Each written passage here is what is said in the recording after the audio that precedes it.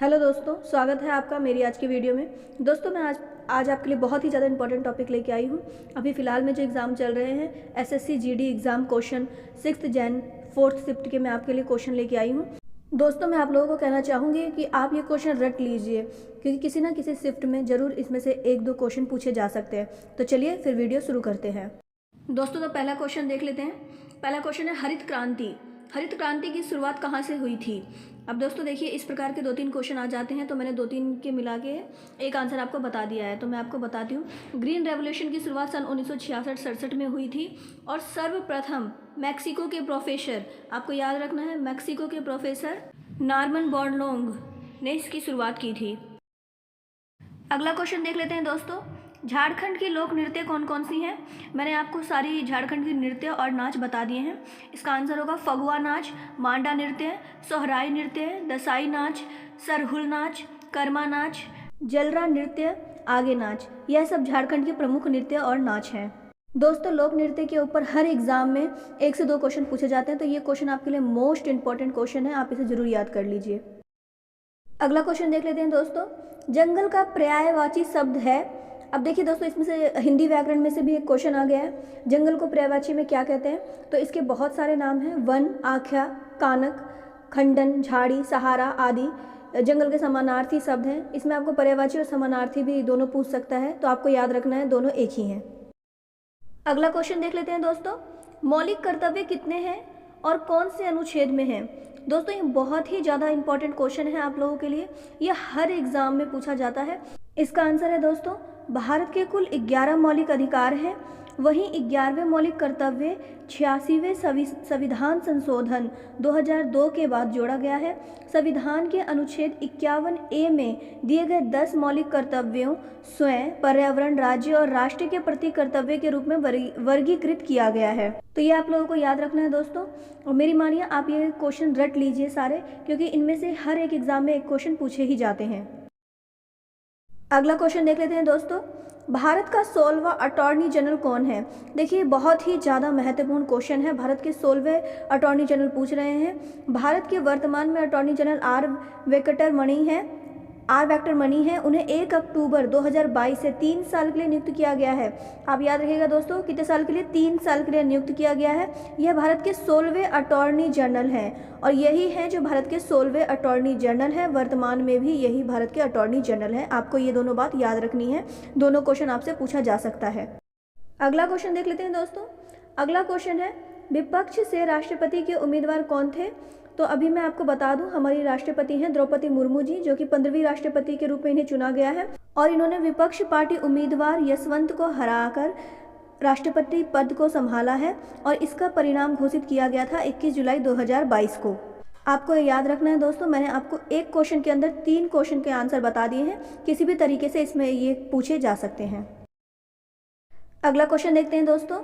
और दोस्तों आपको ये साथ ही याद रखना है कि ये क्वेश्चन जो मैं आपको बता रही हूँ, सभी क्वेश्चन आपके लोगों के लिए बहुत ही ज़्यादा इंपॉर्टेंट है, तो आप इसे ज़रूर याद रखिए। तो अगला क्वेश्चन है, 2001 में नृत्य के क्षेत्र में साहित्य नाटक अकादमी पुरस्कार किसे दिया गया है? इसका आंसर होगा दोस्तों, अलका सारावगी जी को यह पुरस्कार दिया गया था। इनको यह पुरस्कार बलि कथा बाईपास उपन्यास के लिए दिया गया था। आपको ये याद रखना है दोस्तों अगर मेरे द्वारा दी गई वीडियो आपके लिए थोड़ी सी भी हेल्पफुल है तो मेरे इस यूट्यूब चैनल को लाइक करें, शेयर करें, सब्सक्राइब करें। अगला क्वेश्चन देख लेते हैं दोस्तों। सिक्किम का लोक नृत्य कौन सा है? तो सिक्किम के 4 लोक नृत्य हैं, सिंधी छाम और याक छाम, तमांग शैलो, मरूनी नाच। ये चारों लोक नृत्य आपको याद रखने हैं दोस्तों। ये चारों लोक नृत्य के कहाँ के हैं? ये चारों लोक नृत्य हैं सिक्किम के, ये आपको याद रखना है। चलिए अगला क्वेश्चन देख लेते हैं दोस्तों। 42वां संविधान संशोधन 1976 के द्वारा कौन सा भाग जोड़ा गया था? ये क्वेश्चन बहुत ही ज़्यादा इंपॉर्टेंट है दोस्तों, ये आप सभी को याद रखना है। इंदिरा गांधी के प्रधानमंत्री रहते हुए 1976 में 42वां संविधान संशोधन किया गया। देश में उस समय आपातकाल लगा हुआ था। इसी दौरान संविधान की प्रस्तावना में 3 नए शब्द जोड़े गए, जो हैं समाजवादी, धर्मनिरपेक्ष और अखंडता जोड़ा गया था। ये आपको याद रखना है दोस्तों, ये आपके लिए बहुत ही ज़्यादा इंपॉर्टेंट क्वेश्चन है। इसमें से 2-3 क्वेश्चन दोस्तों आपका पक्का बनता है, तो इसलिए आपको ये याद रखना है। अगला क्वेश्चन देख लेते हैं दोस्तों।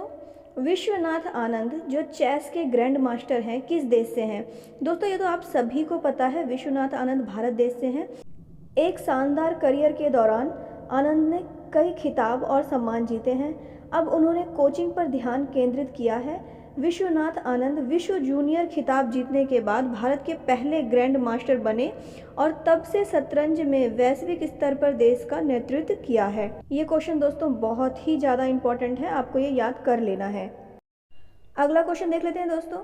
कॉमनवेल्थ गेम में कौन सा भारत का पड़ोसी देश भाग नहीं लेता है? दोस्तों यह क्वेश्चन भी आपके लिए बहुत ही ज़्यादा इंपॉर्टेंट है, तो मैं बता दूं वो 4 देश हैं, बांग्लादेश, पाकिस्तान, चीन, श्रीलंका।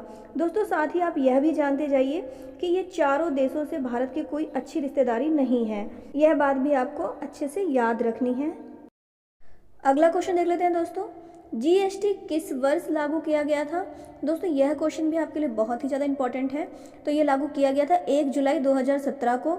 वस्तु एवं सेवा कर जीएसटी भारत में 1 जुलाई 2017 को तत्कालीन वित्त मंत्री अरुण जेटली द्वारा लागू किया गया था।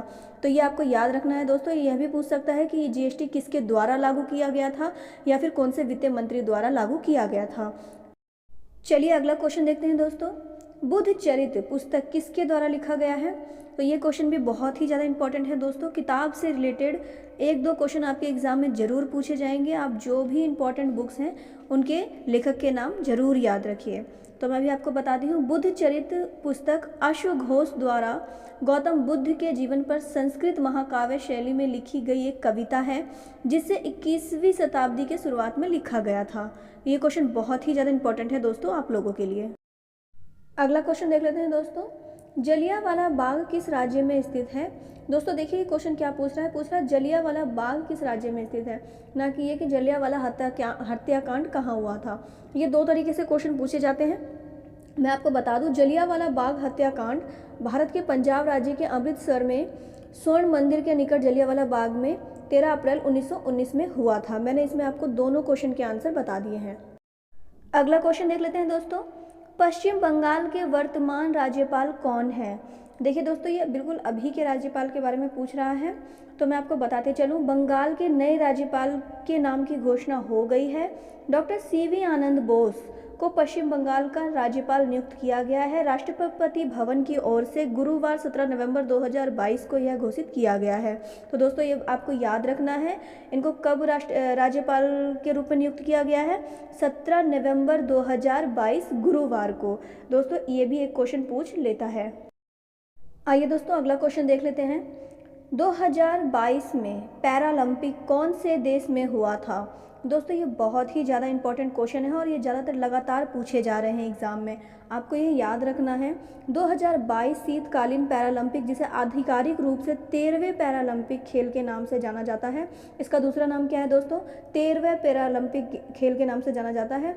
का आयोजन चीन के बिजिंग नगर में, चीन के किस नगर में हुआ है दोस्तों? बिजिंग नगर में 14 मार्च से 13 मई के मध्य 1 महीने के बीच में हुआ है। यह खेल अंतर्राष्ट्रीय पैरालंपिक समिति द्वारा आयोजित किया गया है। यह सभी इंपॉर्टेंट पॉइंट्स दोस्तों आपको याद रखना है।